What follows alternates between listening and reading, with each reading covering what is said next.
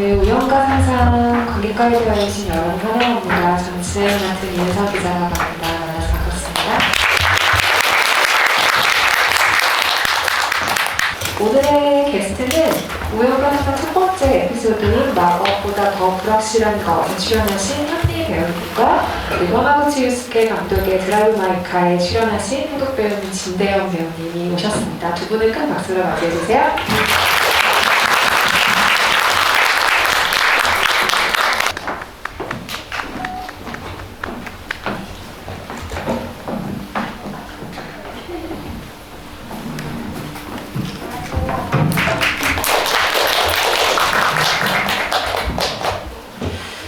같은 감독의 다른 영화에 출연한 배우들이 만나서 이야기를 나누는 기회가 그렇게까지 흔한 기회는 아닌데 오늘 굉장히 재미있는 만남이 우연과 상상 덕에 성사가 됐어요.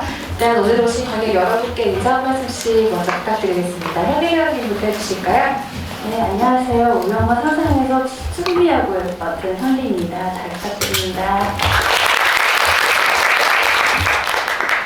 네, 안녕하세요. 우연과 상상 하마구치 유스케 감독님의 드라이브 마이 카에 출연했던 진대현입니다.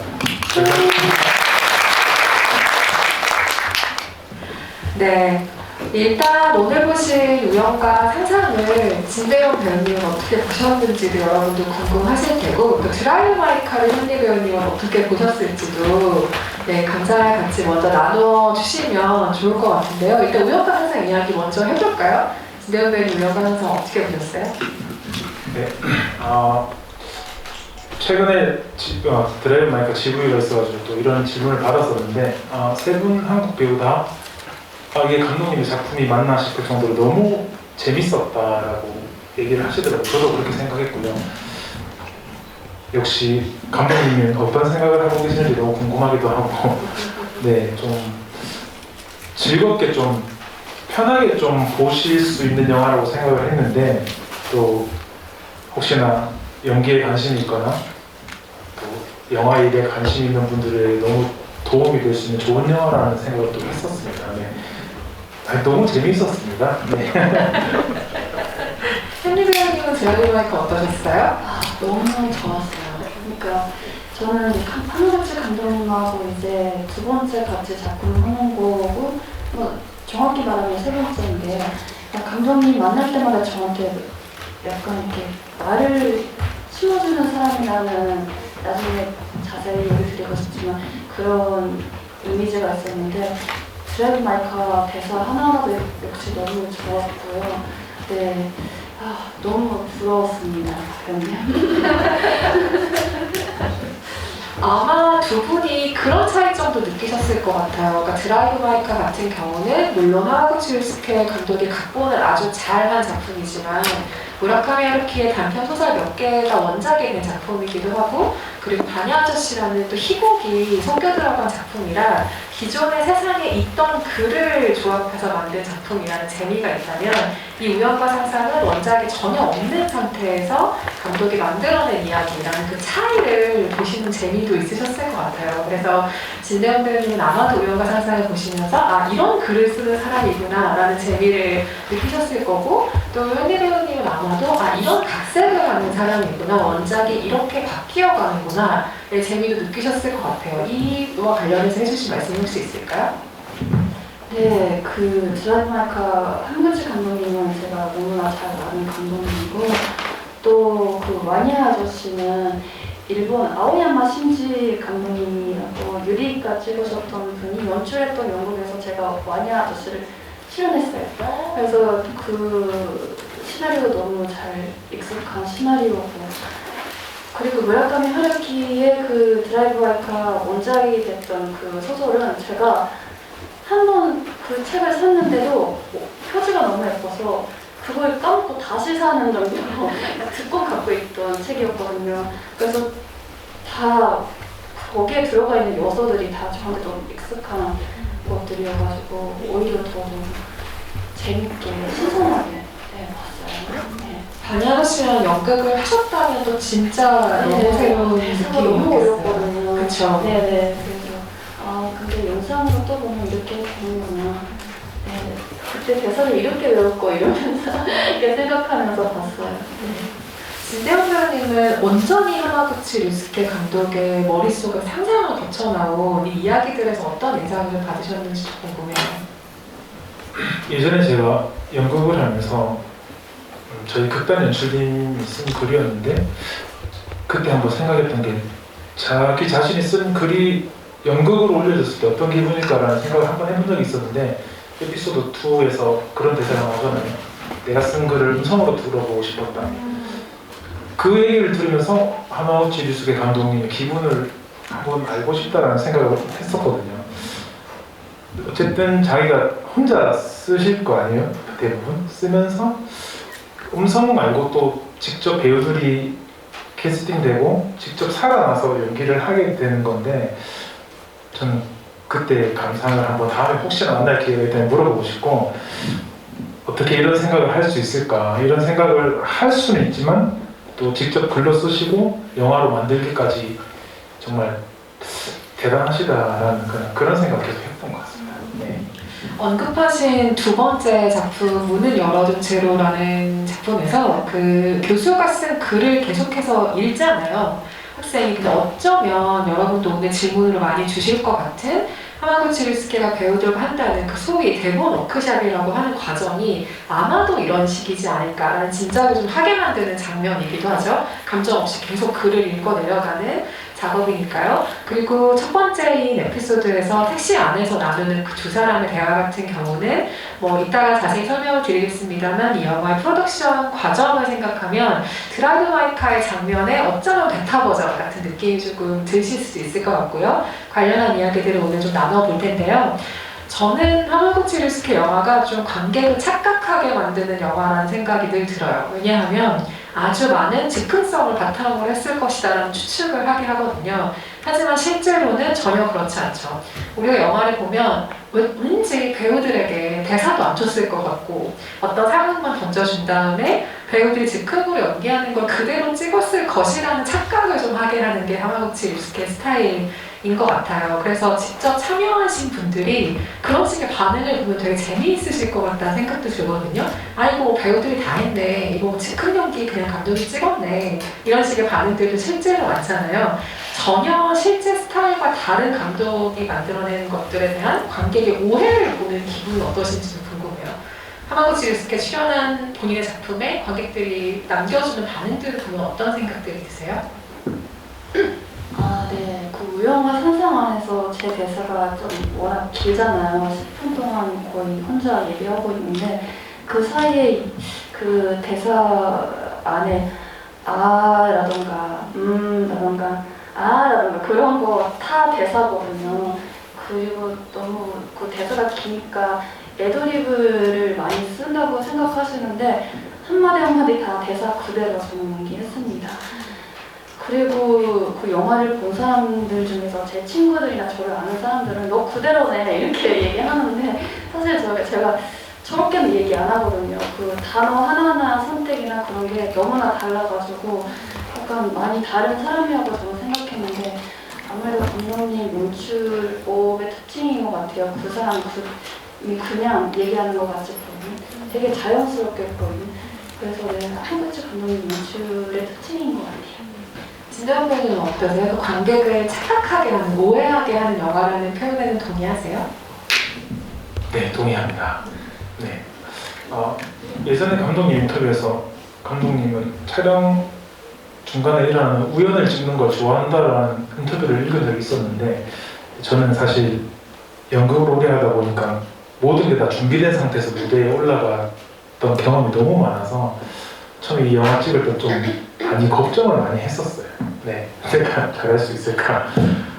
아무것도 준비해오지 마라, 뭐 분석도 해오지 마라 하는데 아무것도 안 가지고 가기에는 제 자신이 살짝 의심스러웠던 것 같아요. 제 자신을 잘 못 믿었던 것 같은데 그냥 그 리딩 속에서 그 대사만 가지고 현장에 갔을 때 확실히 상대방에 더 집중하게 되고 그 상황에만 집중하게 되니까 확실히 좀 관객분들이 보셨을 때 저거 좀 너무 실제 같은데 뭐 그런 생각을 하게 되실 수도 있는 것 같고 약속해서 이렇게 하면 난 이렇게 연기해야지 라고 해서 준비해서 가는 게 아니니까 확실히 리얼리티가 더 있다는 생각에 저도 많이 동의하는 것 같습니다. 그 현장의 방식에 대해서는 오늘도 차차 자세히 이야기를 나누기로 하고요. 현리 배우님께서는 아까 정확하게는 하마구치 류스케 감독과 세 번째 작업이다 라는 표현을 써주셨는데, 일단 연출작인 단편 천국은 아직 멀어 라는 작품이 있었고, 그리고 구로사와 교시 감독이 연출을 하고 하마구치 류스케 감독이 각본에 참여했던 스파이 안에에 출연을 하셨고, 그리고 이번 작품 우연과 상상에서 암흑보다 더 불확실한 것에 출연을 하신 셈인데요. 여러 차례로 한 작품을 겪었을 때 한 감독과 그 감독에게 느껴지는 변화 같은 것들도 혹시 있을까 싶긴 한데 어떠세요? 네, 하마구치 감독님은 제가 처음에 뵀을 때부터 진짜 인성도 좋으시고 부드럽고, 약간 제가 그때까지 일하고 왔던 감독님들, 약간 나이가 많으신 진짜 이렇게 말하면 좀 아저씨 감독님들하고 많이 느낌이 달랐어요. 진짜 나이도 좀 젊으시고 되게 뭐라 그러지? 눈높이가 같다고 해야 되나? 그게 되게 신선했어요. 저한테 하신 질문 하나 되게 평범한데도 이거를 그렇게 궁금해하시는구나 하면서 되게 신선하게 와닿는 게 많았어요. 어떤 사람 좋아하세요? 이런 질문이거든요. 네, 그래서 근데 그 천국은 아직 멀어를 찍고 나서 감독님이 그 유학을 가셨어요. 하버드에 유학을 가셔서 다녀오시고 이제 3년 만에 이제 2019년에 우연과 상상 같이 찍게 됐는데, 인성이 좋으신 건 그대로인데 약간 좀 더 커지신, 뭔가 이게 좀 뭐라 그러지? 안겨준다라고 해야 하나? 품어주는 그런 느낌이 있어서 네, 더 안심감이 있었어요. 몇 년 사이에 같이 작업했던 사람에게 그런 느낌을 줄 수 있다는 거는 굉장히 대단한 무언가의 성장을 빠른 시기에 이뤄낸 사람이라는 인상도 드는데, 진대현 배우의 하마구치 류스케 감독의 첫인상은 어떻게 남아 있어요? 첫인상. 저도 근데 첫인상이라. 첫인상은 당연히 엄청 긴장해서 뭐 제대로 뭐 눈을 똑바로 본다거나 그런 일은 전혀 없었고, 현장에서의 인상은 확실히 기억에 남아있는 게 현리 배우님 말씀대로 똑같은 것 같아요. 진짜 다른 사람은 별 궁금해하지 않는 걸 좀 물어보신다거나 진짜 일상적인 이야기를 많이 물어보시고, 네, 어쨌든 현장에서도 연기 이야기는 거의 없으셨던 것 같아요. 뭐 오늘 힘든 일 없었니? 뭐 어제는 뭐 했니? 너 어제 촬영 없는 날인데 뭐 했니? 그런 질문만 해주시고 확실히 좀 품어주신다는 말이 맞는 것 같습니다. 저희를 다 따뜻하게 품어주셨던 것 같아요. 네.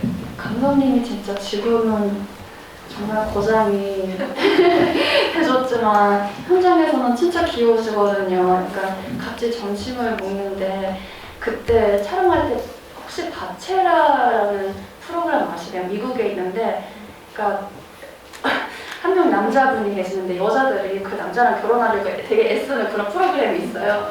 근데 그게 되게 그때 일본에서 되게 유행했거든요. 그래서 감독님 보셨어요? 라고 했더니 안 봤대요. 그래서 우리 같이 출연하는 배우들이 그 내용을 설명해 줬더니 너무 웃어가지고 의사에서 이제 떨어지고 그랬거든요. 의자에서. 네, 너무 귀엽잖아요. 근데 진짜 그런 분이세요. 되게 귀여우시고 인감이 있으시고 인성 좋으시고 되게 인품 좋으시고, 그래서 되게 좀 개인적으로 되게 사람으로서 되게 좋아하는 감독님이에요. 얼마나 취향이 저격됐길래 의자에서 불러 떨어질 정도로. 너무 웃으신 거예요. 근데 그 배우들에게 던지는 그런 질문이 사실 그냥 하시는 질문은 아닐 거라는 저는 어떤 직감이 있어요. 그러니까 예를 들면 이 사람이 궁금해서 던지는 질문이겠죠. 당연히 본인과 같이 작업하는 배우의, 혹은 인간적으로 이 사람을 알고 싶으니까 던지는 질문이실 텐데, 저는 그런 대화의 내용들이 이 사람의 캐릭터를 만들 때, 혹은 이 배우와 같이 작업을 할 때 어떤 식으로든 반영이 될 거라고 생각해요. 예를 들면 이 영화의 첫 번째 에피소드에서 츠로 불리는 츠구미가 그런 얘기를 하죠. 그러니까 이 사람이 나한테 그런 얘기를 했다. 첫인상은 미인이고 왠지 모르게 인상이 좀 차가웠는데 만나서 얘기해보니 그 차이에 놀랐다라는 얘기를 들었다고 하잖아요. 저는 아마도 이게 하마구치 류스케 감독이 현리 배우에게 받은 인상을 적용한 것일 거라는 착각을 또 영화를 보면서 하게 됐는데, 실제로 혹시 그 반영이 된 거라는 얘기를 해주신 적이 있던가요? 아니면 배우 본인이 그렇게 느끼신 적이 있으세요? 네. 그런 얘기는 아예 안 했는데요. 그래도 천국은 아직 뭐를 찍을 때 그때도 리허설 기간이 꽤 있었어요. 그래서 그때 저는 그냥 처음 오디션도 없고 그냥 제일 많아서 출연하기 때문에 리허설이 아예 그 처음 초면이었어요. 근데 그때 약간 그때 인상이 그러지 않았을까라는 생각은 저도 대본을 읽으면서 생각을 했었어요. 이 영화 안에서 하나구치유스케 감독이 장면의 전후 스토리를 배우들에게 써줬다는 인터뷰를 읽은 적이 있어요. 일본 매체랑 하셨던 인터뷰인데, 그렇다면 그 1화에서 츠구미와 메이코의 대화 말고도 다른 장면의 이야기를 만들어서 주셨다는 셈이 되는데 실제로 이야기를 받으셨어요? 무슨 얘기요? 그러니까 그 화면에 나오지 않은 이 사람의 스토리를 감독이 혹시 네, 만들었어요? 맞아요. 네, 그래서 저랑 카즈야키가 바에서 어떻게 대화가 나오고 어떻게 헤어졌는지 그거를 한 씬을 써주신 거예요. 그래서 우리는 그게 영화에 안 들어가는 걸 알고 있었지만 똑같이 대사를 외우고 리허설을 하고 분장 없이 촬영도 했어요. 그렇기 때문에 이미 저는 진짜 추구미로서 그 남자랑 어떤 대화를 나누고 그날 어떻게 얼마나 아쉽게 그날 헤어졌는지를 다 경험을 했기 때문에 그 택시 안에 대사 길다고 여러분 하시는 게 진짜 힘들지 않게 그 대사를 할 수 있었던 것 같아요. 저는 이 방식이 단편이기 때문에 이렇게 해주신 줄 알았어요. 왜냐면 장편은 캐릭터로서 관객을 설득할 시간이 단편보다 상대적으로 길죠. 등장 시간도 길고 설명할 수 있는 시간이 많으니까요. 근데 단편은 배우가 등장하자마자 무언가를 설득해야 되는 과정이기 때문에 아마도 이것은 어려움을 배우가 느낄 것이다. 그러니 내가 전후의 스토리를 좀 만들어서 배우와 공유를 해야겠다 라고 생각하셨을 줄 알았는데, 진대현 배우 얘기를 들으니 드라이브 마이크에서도 그렇게 작업을 해주셨다고요, 감독님께서? 네, 우선 오디션 때는 제가 제 와이프로 나오는 유나이오한테 고백하는 장면을 쏘셔가지고 네, 20분 드릴 테니까 그 수화로 창작을 해서 나에게 보여달라고, 그게 마지막 오디션이었었어요. 네, 그래서 고백하는 장면 그 오디션 여러 번 한 거예요? 3번, 네, 3차 오디션까지. 진짜 힘들었겠다. 생각만 해도 무서워요. 아까 두 분 다 감독님 되게 좋은 분이세요 이런 얘기 하시면 아니 근데 요즘은 안 그렇지만 제가 처음에 감독님 만났을 때는 천국은 아직 모르는 처음에 줄거리는 있었는데 대본이 없었어요. 그래서 저랑 상대 배우님 그 사이에 이만한 카드가 몇 장 있는데 그걸 이렇게 보면서 서로의 질문을 하는데 그거를 감독님 옆에서 찍고 계세요. 그리고 이렇게 눈 감고 다 그걸 대화를 듣고 있는데 그날 그거 듣고 집에서 대본을 써오시고 다음날 되면 조금씩 대본이 이렇게 만들어가는 그런 방식이었거든요. 근데 그때 제가 초면이고 아직 감독님을 잘 몰라서 그런지 저랑 그 대화하고 있는 배우님을 이렇게 약간 눈 감고 이렇게 듣고 있다가 잠깐 제가 살짝 보면 너무 진지한 눈을 이렇게 보고 있는 거예요. 그래서 좀 무서워가지고 되게 좋은 분인데 약간 리허설 할 때 좀 감독님 무서울 것 같아요. 어때요? 맞아요, 리허설 할 때 좀 무서웠어요. 무섭다기보다 그러니까 좀 날카롭게 보고 계시는 네. 느낌이었군요. 현장에서만큼 훨씬 진지하셨던 것 같아요. 그리고 확실히 현장에서도 카메라 큐 해주시고 안 보시고 들을 때도 있었어요. 맞아요. 네, 그냥 듣기만 해서 괜찮으면 오케이인데 조금 이상한 건 확실히 모니터를 확인하시긴 한데 그 전에는 절대 모니터 존에 가시지 않고 카메라 앞에서 항상 거의 들으셨던 것 같아요. 네. 아니 그럼 그게 궁금해요. 그러니까 우리가 보통 전사라고 표현을 하잖아요. 이 캐릭터의 앞뒤 사연이 영화에 등장하지 않았을 때 뭐 이런 식의 스토리가 있다라는 걸 배우가 직접 만드는 경우도 있고 아니면 연출가나 각본가가 제시해주는 경우도 있죠. 그런데 그거를 대본의 형태로 만들어주는 건 흔한 경우는 아닌 것 같아요. 그게 뭐 리허설의 장면이든 아니면 뭐 촬영 전에 읽게 하시든. 근데 그 대본이 주는 장점이 뭘지가 궁금해요. 아까 배우들의 입장에서 이 사람의 사연은 이러이러한 거야 라고 이야기로 들려주는 것보다 아주 명확한 대본으로 제시해 주는 것, 이건 어떤 장점이 있다고 생각하시나요? 아마도 그 역할에 대해서 이런 사람이야라고 설명할 때 약간 그런 부드럽다? 착하다? 이런 말을 쓸 텐데 근데 그 말 하나하나에 사람들이 갖고 있는 정확한 이미지가 조금씩 다르잖아요. 그래서 그거는 언어가 똑같아도 그렇다고 생각하거든요. 근데 그것보다는 그렇게 장면을 제시해 주시면 제가 몸을 쓰고 그 캐릭터의 하루를 경험할 수 있기 때문에 오히려 더 진짜 그래서 그 씬을 써주셔서 그 바의 씬을 한 번 해보니까 제가 상상했던 감정하고는 많이 다른 경험을 할 수 있었어요. 그러니까 실제 몸을 쓰고 내가 그걸 경험한다는 게 이렇게 큰 영향이 있구나. 제가 그래서 10년 정도 배우를 했는데 그거를 다시 이렇게 확인할 수 있었던 기회였거든요. 왜냐면 그 택시 안의 대사를 처음 읽었을 때 어떤 진짜 운명적인 만남을 했던 남자가 있다. 그거에 대해서 진짜 설레이고 기쁜 마음으로 이렇게 계속 얘기를 하는 줄 알았거든요.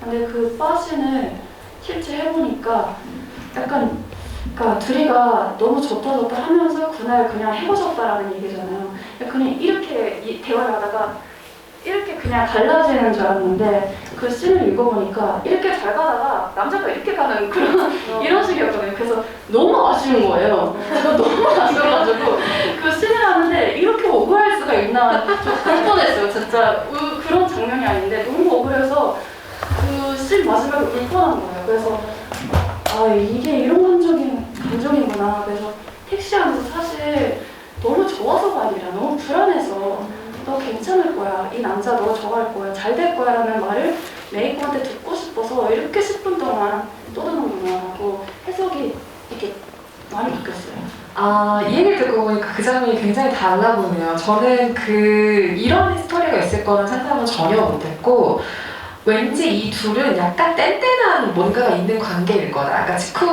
츠구미와 메이코 사이는 그렇게 편안하지만 않은 관계일 거다라는 생각을 저는 이 장면을 보면서 했거든요. 왜냐면 어떤 의미에서는 츠구미가 메이코에게 약간의 과시라고 해야 될까? 나 이런 사람 만났어. 이 사람 되게 괜찮은 것 같지? 라는 거를 자랑하고 싶어 한다는 인상이라고 생각했어요. 근데 이 스토리를 들으니까 그 장면이 조금 완전히 달라 보이는 느낌이 있고 굉장히 재미있어지는 것 같아요. 다시 한번 영화가 보고 싶어질 정도일 것 같은데 그 메이코와 카즈아키가 둘이서 대화를 나누는 장면은 대본에서 보시고 그다음에 영화를 통해서 보시는 거잖아요. 그 분량을 본 감상도 궁금해요. 그 둘이 나누는 대화. 너무 재밌었어요. 제가 그 메이코의 대사가 너무 재밌어가지고 메이코 역을 제가 하고 싶다는 생각하는 정도로 너무 말이 심하잖아요. 너무 말이 심하게 하는데 또 그 카즈야키를 연기하신 나카지마 아이오노 배우님이 이게 감독님도 그렇게 말씀하시는데 진짜 카즈야키랑 약간 비슷하거든요. 그러니까 너무 잘생겼고 목소리도 좋고 키도 크고 그런데 뭔가 부족함이 있다. 이렇게 감독님이 하셨어요. 제가 말하는 게 아니라. 부족함이 뭐죠? 저 전혀 모르겠는데 뭐가 부족한가요? 약간 뭐라 그러지? 그리고 약간 진짜 좀 부족함이 있어서 그게 더 매력인 거죠. 배우로서. 근데 진짜 아이오노 군도 저렇게 행동할 것 같아. 그러니까 너 싫어해 하면서 이렇게 좀 안아버리고 또 뭐 이렇게 따라가려고 하고 진짜 그럴 것 같은 사람이거든요. 그래서 네 둘이 너무 잘 맞고 진짜 너무 재미있는 대화였다고 생각해요. 네. 그 장면 이후에 이어지는 그러니까 3자 대면을 말하자면 하는 장면이 등장하잖아요. 여기서 우리는 굉장히 놀라운 카메라 운용 방식을 보게 됩니다. 진짜 과감한 줌이 들어갔다가 진짜 과감한 줌 아웃이 등장을 하죠. 그러니까 얼굴을 감싸지고 있는 그 메이커에게 클로즈업이 쭉 들어갔다가 빠지면 다시 나갔던 두 사람이 앞에 앉아있는데 이거는 편집의 이용세를 없애는 방식으로도 붙여서 만들 수 있지만 실제로 그렇게 하지 않으셨다고요? 네네. 그거도 원테이크를 다 찍었습니다. 그 메이커가 이렇게 얼굴 가리고 있을 때 저랑 카즈야키는 그 건너편에 있는 카메라 밑을 구부리면서 네, 통화해서 다시 자리에 앉았어요. 그러니까 제가 메이커 얘기를 듣고 그 카페를 나가잖아요. 그래서 나가서 이렇게 통과하는 거 보일 거예요. 그래서 이쪽에 뒷문이 있거든요, 카페에. 거기서 대기하고 큐 받으면 그 구부리면서 카메라 밑에 통과하고 자리 다시 앉아서 호흡을 잡고 다시 대사하고 그렇게 많은 테이크를 찍었어요. 아니 근데 이게 왜 이러는 걸까요? 편집으로 만들 수 있잖아요. 근데 굳이 배우들에게 나가서 뒷문 소리도 안 나야 되고 되게 많은 오염이 작용해야 되잖아요. 사실 뭐 배우가 일단 삐끗할 수도 있고 뭐 숨을 헐떡거릴 수도 있고 아주 많은 그런 우연이 일어날 수 있는 요소들을 다 뭔가 배우에게 통제하라 라는 어떤 주문인 거죠. 말하자면 왜 그렇게 하라고 하시던가요? 네, 그 구조계 지수회 때도 그 질문을 받았는데 진짜 모르겠어요. 그리고 그때도 저도 이거 왜 편집도 안 하지 이렇게 생각도 하나도 안 하고요. 그냥 감독님이 그러고 싶은가 보다 하면서 그냥 찍었기 때문에 아예 그런 질문도 안 했고 오히려 뒷문에서 기다리는 동안 약간 애기 때 이렇게 장난치는 그런 기분으로 아유 묻고 나가지만 아유 묻고 막 기다렸기 때문에 되게 저는 재밌게 찍었어요. 스크립트에는 그 부분이 어떻게 묘사가 돼 있었는지 혹시 기억나세요? 뭐 카메라가 줌인한다, 빠지면 다시 앞에 두 사람이 앉아있다 뭐 이런 식으로 묘사가 됐을까요? 서 있고 저도 처음에 굽으리면서 다시 자리에 들어갈 거라고는 상상도 못했는데 약간 좀 영화 전체 촬영할 때부터 리허설 때부터 그 실험 느낌이 있어요. 감독님이 실험하시는 느낌? 근데 저희도 뭔가 새로운 다른 현장에서는 경험할 수 없는 걸 경험한다고 생각하니까 그런 거 하나하나가 뭐 궁금하지는 않고 당연히 싫지도 않고 오히려 기쁜 마음으로 이거는 오늘은 어떻게 촬영하죠? 오늘 뭐가 있을까? 네, 그런 느낌이어서 놀라지도 않고 그냥 찍었어요. 네.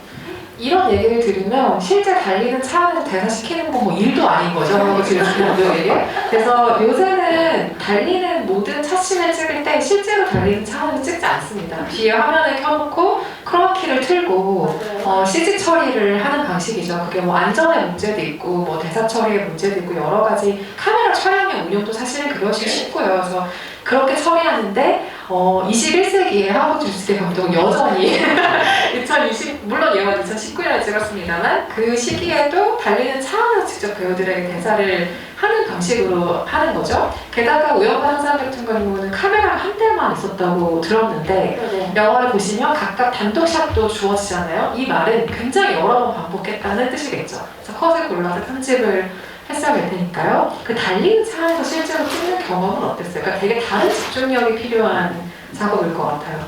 근데 워낙 리허설을 많이 해가지고 그게 특히 어렵지도 않고요.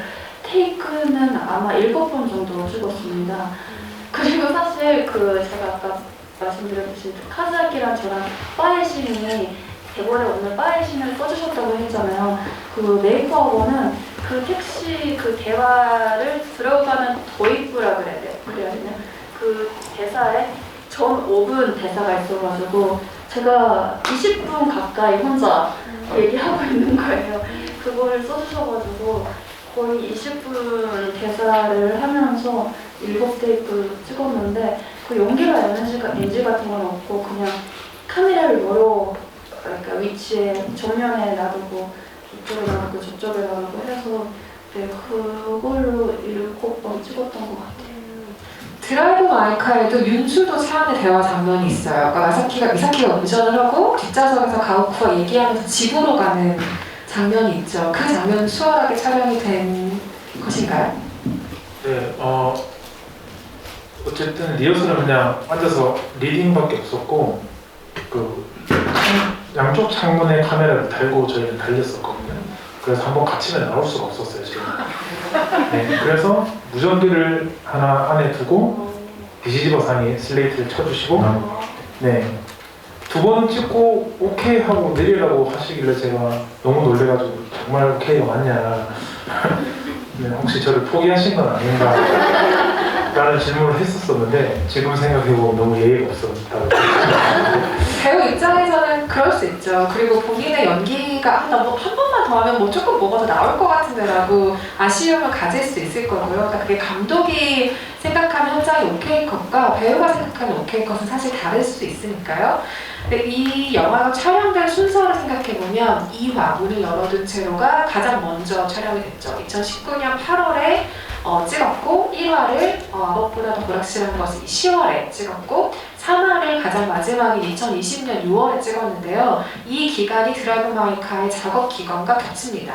그러니까 2020년 3월에 드라이브 마이 카 작업이 시작이 됐기 때문에 말하자면 아까 제가 베타 버전이라고 표현을 했던 그러니까 그 자동차 장면을 드라이브 마이 카에 앞서서 이 영화를 먼저 말하자면 실험을 해본 셈인 거죠. 그러니까 차 안의 대화라는 점에서 공통점을 갖게 되는데 현장에서 혹시 드라이브 마이 카 이야기를 하셨었나요? 한번 주세요. 네, 하셨어요. 이제 한국에서 다음 작품 찍을 거라고 그래서 부산에서 찍는데 그러니까 되게 설레이면서 이게 처음이니까 한국에서 촬영하는 게 그래서 제가 문제 있으면 저한테 전화하시라고 제가 촬영해드릴 거라고 이렇게 얘기했었고요. 또 지금 생각해보면 키리시마 레이카 씨가 했던 이시지마 사의 주인공 명자의 부인역 캐스팅을 되게 찾고 계시더라고요. 그래서 40대 여배우에서 좀 어떤 이런 조건을 할 수 있는 배우는 아냐고 그래서 제가 몇 명 추천드렸는데 네, 안 먹혔어요. 뭐 얼마든지 추천을 받을 수 있으니까요. 네. 근데 그 장면에서 7번째 테이크까지 가면서 촬영을 했던 것이 아마도 연습이 됐기 때문에 2테이크 만에 거기서 끝난 것이 아닐까 라는 생각도 들고요. 그것도 아닌가요?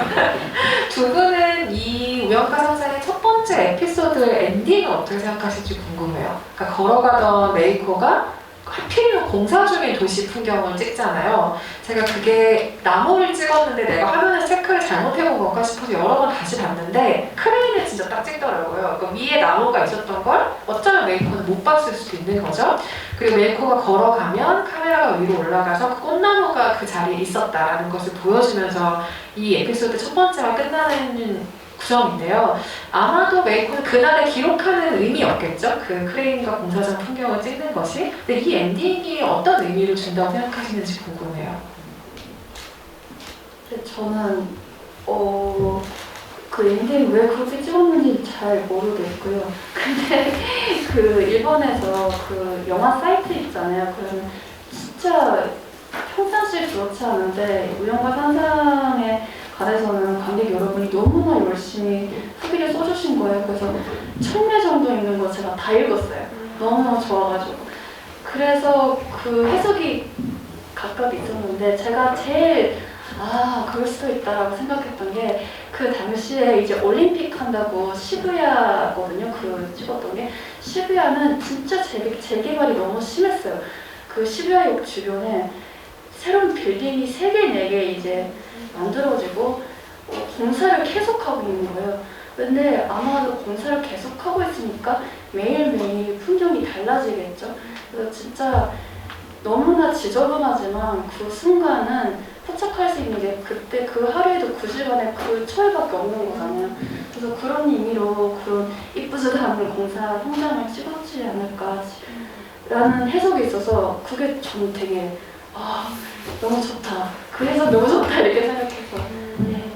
근데 저는 이 표현에 되게 동의해요. 왜냐하면 그 영화도 사실상 다큐멘터리의 기능을 할 때가 있거든요. 이게 무슨 얘기냐면 그 시간대, 그 시기에 찍은 영화만이 포착할 수 있는 시대의 분위기라는 게 있어요. 예를 들면 우리가 예전 한국 영화를 보면 지금은 사라진 청계천 고가다리 같은 게 나오거든요. 그거는 그 시기에 찍었기 때문에 담길 수 있는 작품인 거죠. 그러니까 카메라는 그 시대의 풍경을 그대로 담은 다큐멘터리의 기능을 하기도 해요. 그러니까 말씀하신 것처럼 2019년이면 도쿄올림픽 2020이 열리지 못했지만 그 올림픽을 한참 준비 중인 도시 공사 상황들이 있었고 그 시기에만 포착할 수 있는 진짜 그 장면이었을 거예요. 그러니까 우연과 상상 역시 계속 만약의 영화잖아요. 만약에 이날이 아니었으면, 만약에 이 시간에 이 사람을 만나지 않았으면, 만약에 내가 이 택시를 안 탔으면 이런 식의 이야기이다 보니 어쩌면 그 시간 그때만 볼 수 있는 무언가의 의미로 그 장면을 만들었을 거라는 생각이 진짜 드는 것 같아요.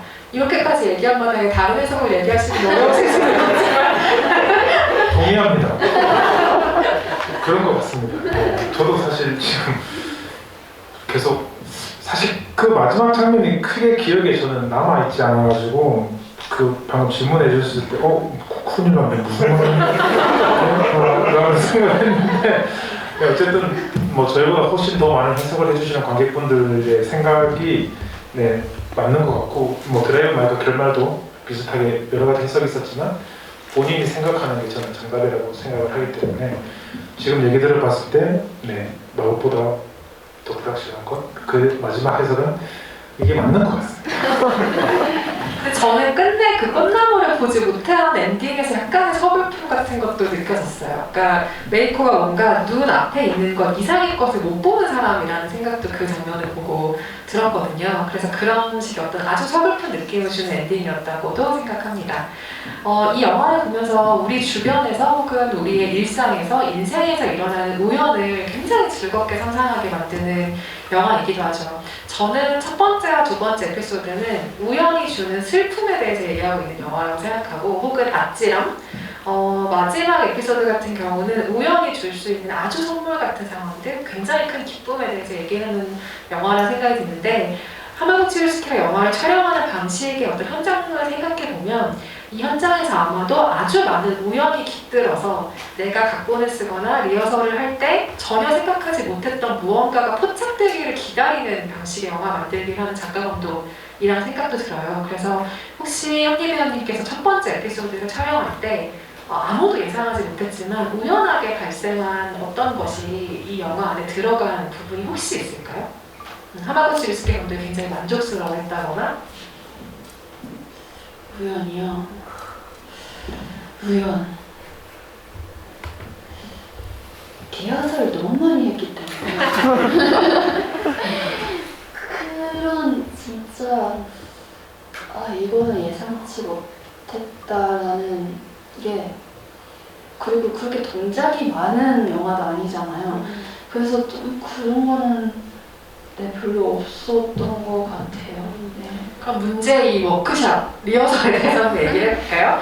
하마구치 율스키 감독이 굉장히 독특한 연기운을 가지고 있는 감독으로도 유명합니다. 최근 몇 년 사이에 유명해진 거죠, 이 디렉팅 방식이.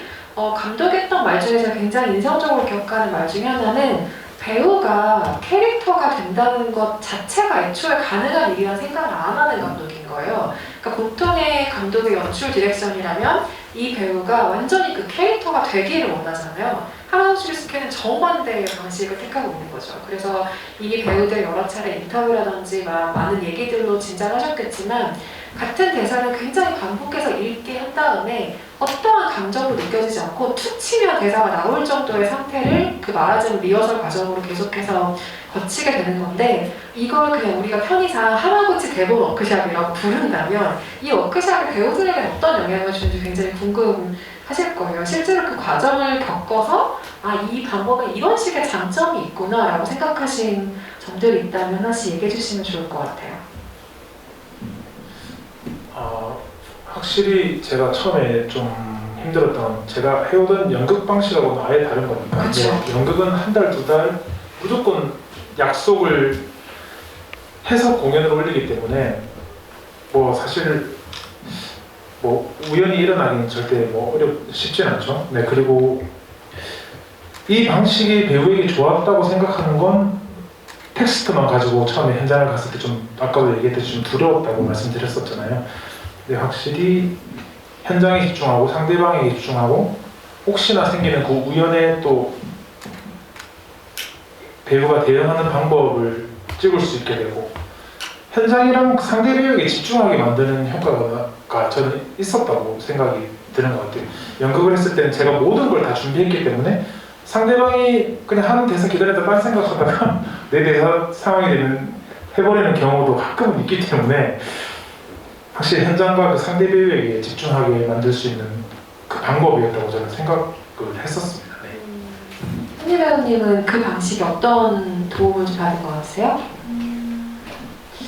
네, 근데 그 대사를 최대한 감정 빼고 배우고 현장에서 대사를 주고받고 했을 때 감정이 생기면 그거를 그 대사에 감정 실려도 된다라는 거는 지금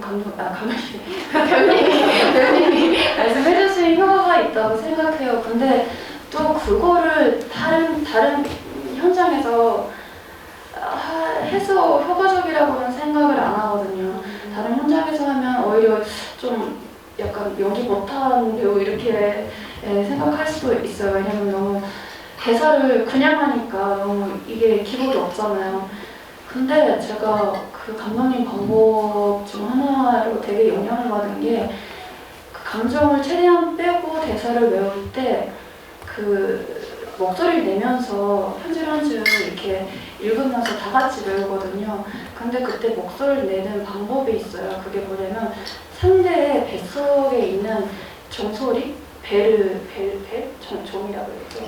종소리를 울린다고 생각하면서 대사를 읽어달라고 하시는 거예요. 그 무슨 말이죠? 그걸 어떻게 이해하세요? 근데 그거를 지금 울렸다 안 울렸다 판단할 수 있는 거는 감독님밖에 없어요. 감독님이 지금 울렸어 그래도 울린 거고 안 울렸어 그래서 다시 해야 되는 거고. 그러니까 본인 기분 따라하는 거 아니에요? 근데 그게 저도 이제 두 번째잖아요. 그리고 유학살 기간이 길다 보니까 저도 이제 알게 돼요. 목소리가 이렇게 상대방을 위해서 끄는 거지만 내가 더 배에 제일 깊은 데서 소리가 나는, 내 목소리가 나는 느낌? 그런 게 있거든요. 근데 제가 뭐 다른 작품에서도 그렇고 뭐 역할에 다르지만 약간 그런 목소리 쓰고 싶을 때 아니면 제가 라디오 프로그램도 하는데 그럴 때 되게 목소리에 대해서 민감하게 됐고 그렇게 제가 목소리 쓸 때 약간 되게 진심인 느낌이 되게 깊어지는 것 같아요. 네.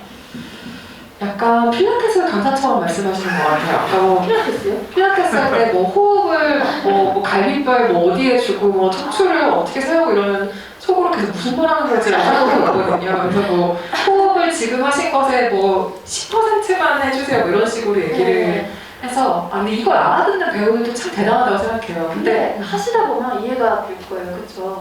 안 돼서 저희는 처음에 그 얘기를 듣고 네. 이제 리허설이 끝나고 만나는 그 배우들마다 너 오늘 종 울렸니? 야, 너 오늘 유행어처럼. 네, 야, 너 종 울렸어? 난 잘 모르겠어. 끝날 때까지 저는 고민했었어요, 사실. 그냥 다른 배우들은 야, 좀 더 집중하는 소리 아닐까? 라고 넘겼는데 저는 그게 계속 알고 싶더라고요. 네, 그래서 촬영이 다 끝나고 이제 저희는 한국으로 돌아오고 일본 촬영 다 끝나고 이제 줌으로 파티를 했었는데 그때 제가 물어봤었어요. 감독님, 제가 한 번이라도 줌을 울린 적이 있나요? 라고 하니까 그건 본인밖에 모릅니다. 진짜요? 좀 허무했었어요. 네.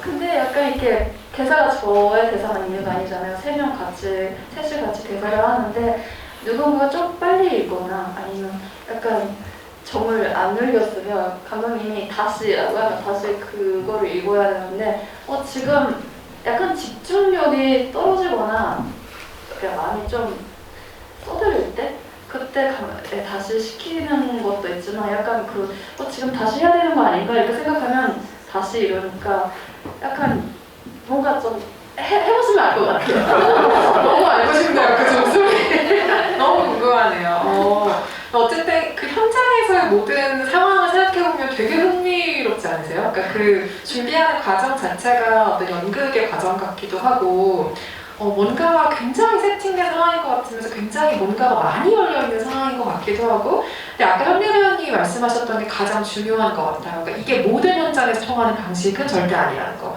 그러니까 감독이 생각해놓은 어떤 완벽한 세계가 있고 그 세계에 가장 잘 어울리는 방식으로서의 디렉션을 고민한 결과이지 하마우트리스케가 뭐 배우들을 뭐 어떤 도구적으로 사용하기 위해서 혹은 뭐 내가 내 맘대로 무언가를 하기 위해서 만든 방식은 전혀 아니라는 거죠. 그래서 말씀하신 것처럼 이 방식이 다른 현장에서는 가장 좋은 방식이 아닐 수도 있어요. 하지만 하마우트리스케에게는 그 방식이 굉장히 중요하고 근사하게 어울리죠. 그러니까 그런 모든 본인이 어울리는 세팅을 만들어냈다는 것 자체가 이 사람을 우리 시대 작가 감독으로 바라보게 만드는 중요한 장치라는 생각이 들어요.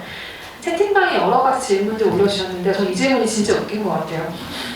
드라이브 마이카에서는 하마우트리스케 감독이 운전씬을 찍을 때 트렁크에 있었다고 밝히셨는데 현리 배우님의 택시 장면에서 감독님은 트렁크에 계셨나요? 그것은 없을 것 같지만 네. 네, 이건 진짜 여러 번 질문을 받아서 저도 감독님한테도 확인하게 됐는데 그때 감독님이 어디 계셨는지 아무도 기억을 못하는 거예요. 약간 저수석에 계셨던 것 같기도 하고 트렁크에는 안 계셨어요. 근데 여기 대기하는 장소에서 기다리셨던 것 같기도 하고, 근데 조수석에 누군가는 있었어요. 그게 촬영 감독님은 아니고 그 녹음 감독님일 수도 있고, 제 기억으로는 이제 감독님이었는데 감독님은 아니다더라고요. 그래서 좀 미스테리죠. 이제 어디 계셨는지. 그럼 윤수가 차 안에서 가오코와 대화할 때 감독님 어디 계셨어요? 뒤에서 차 타고 따라오셨어요. 아, 다른 차를 타고? 네. 예산이 다르나?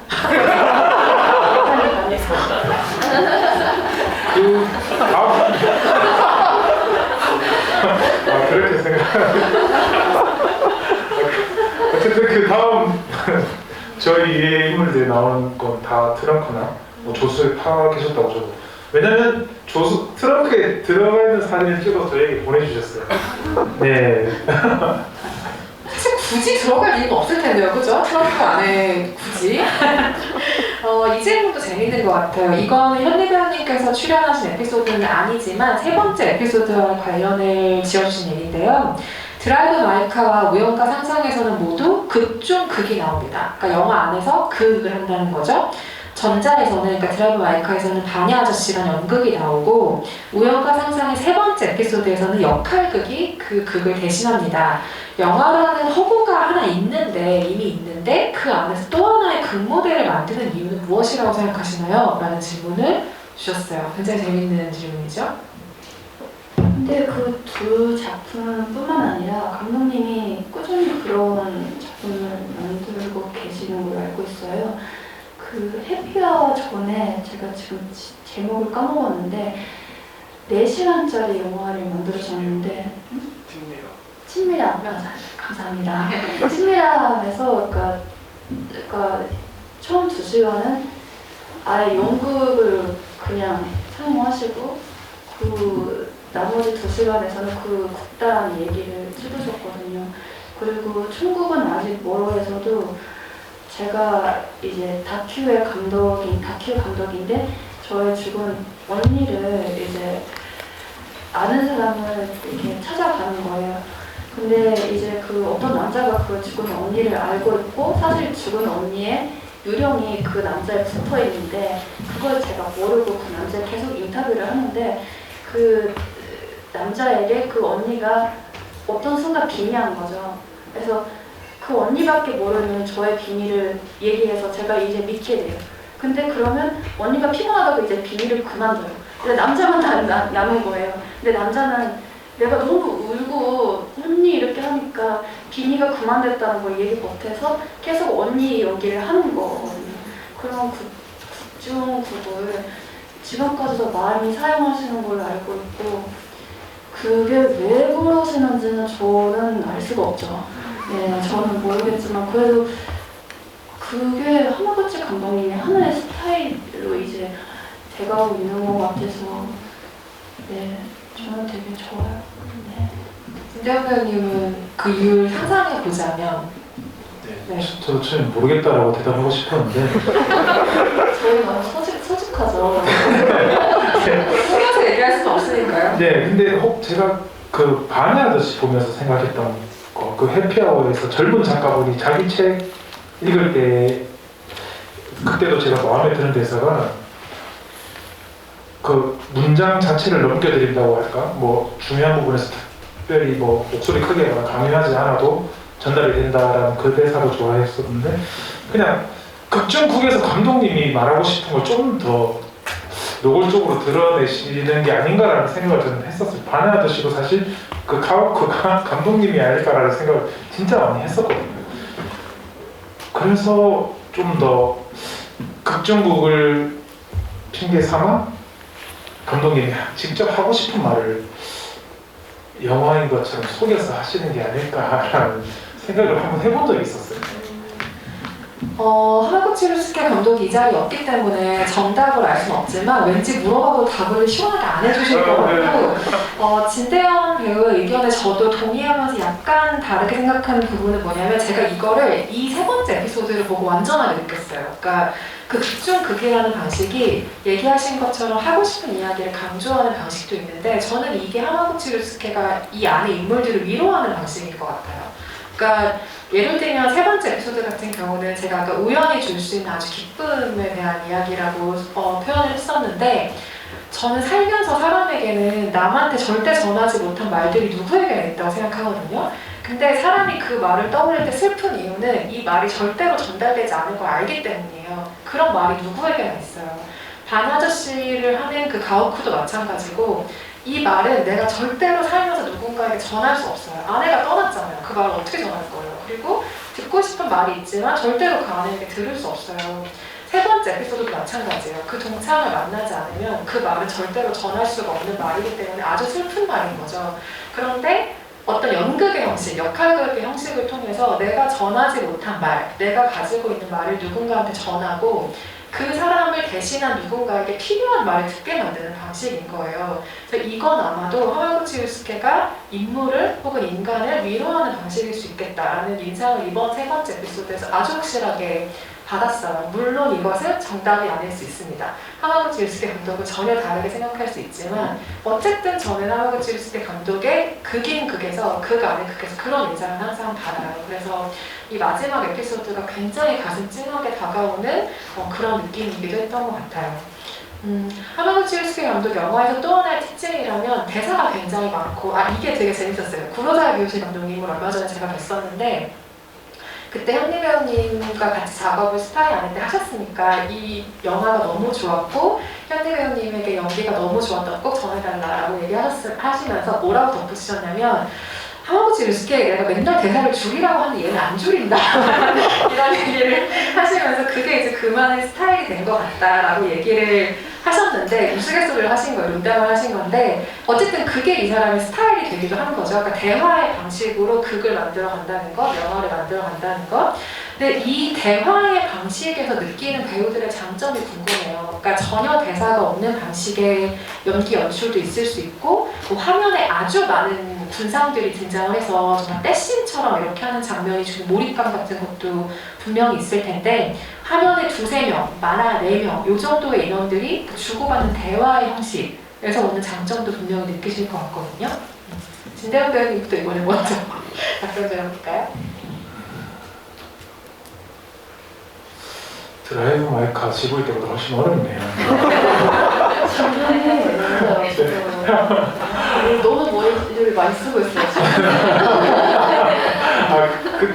그래도 재밌긴 한데 제가 뭔가 도움이 될 수 없다면 정말 죄송하지만 그냥 저도 그냥 감독님의 취향이 아니실까라는 생각을 했었어요. 그냥 그리고 대사가 이렇게 많아도 감독님의 그 연기 방식이면 충분히 우리는 지겹지 않고 둘만 나와도 이 극을 이끌어갈 수 있다. 어느 곳에 기대지 않아도 배우들의 힘만으로, 글의 힘만으로 이 장면을 우리는 충분히 이끌어 나갈 수 있다라는 그런 믿음을 가지고 계시고 보여줄 수 있다라는 그런 의도가 아닐까 라는 생각을 해봅니다. 실제로 우리도 모두 저렇게 해도 영화가 되는구나, 그것도 아주 좋은 영화가 되는구나 라는 것을 실감하고 있는 중이기도 하죠.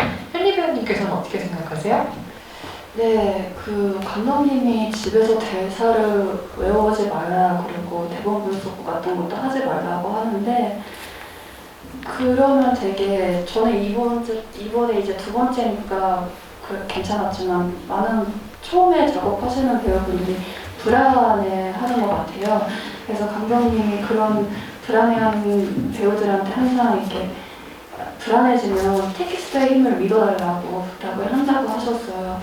그래서 저는 감독님이 본인이 대본을 쓰시니까 되게 제일 대본에 대해서 이해도 하시고 그리고 본인은 그렇게 말 안 하겠지만 자기가 본인이 쓰신 대본에 되게 자신이 있는 거라고 생각해요.